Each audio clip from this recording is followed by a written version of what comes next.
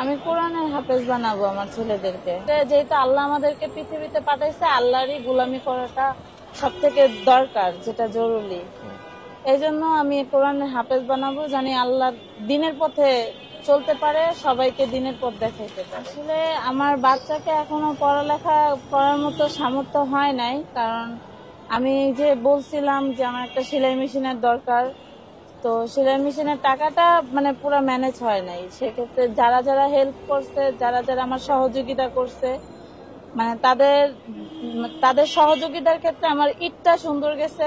আমি একটু অসুস্থ ছিলাম, সেটার চিকিৎসা করছি, সরকারি মেডিকেল থেকে করছি। তারপরেও মানে যতটুকু খরচা লাগছে ওইখানেই সম্পূর্ণ। মানে আর 15,000 টাকার মতো যদি আমার সহযোগিতা হয়, আমার কাছে আছে 5,000 টাকা, তো 20,000 টাকা একটা মেশিনের দাম।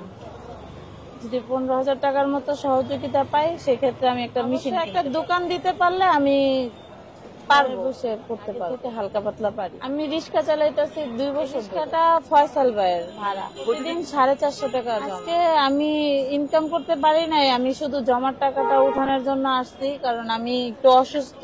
বাড়ি থেকে আসছে হঠাৎ করে, হঠাৎ করে আসছে। সে আমারে বলতেছে আয়শা যে আমার আগের বউ কেস মামলা করবে, এরকম ভয় দেখায় আমার ওইখানে রাখছে। তাও আমি এখন চলে আসছে। আমি অনেক খুশি যে আপনাদের জন্য আমার হাজবেন্ড চলে আসছে। তবে এই জন্য আমার কাছে খুব ভালো লাগছে। আমিও কাজ করব, আমি টেলার্স এর কাজ করতে চাই ঘরে বসে। আর উনি যদি বাহিরে কাজ করে, বাহিরে কাজ করবে। আর যদি চায় যে সেও আমার সাথে ঘরেই কাজ করবে, সেক্ষেত্রে দুজনেই কাজ করতে। কারণ বাংলাদেশের জিনিসের অনেক দাম ভাইয়া। একলা একটা মানুষ সংসার চালানো খুব কঠিন। আমি এই যে একটা বছর ধরে আমার সংসারটা আমি একলা কিভাবে চালাইতেছি, কোনো সময় খায়া থাকি, কোনো সময় না খায়া থাকি, এরকম সিচুয়েশনটাতে দাঁড়া হইতে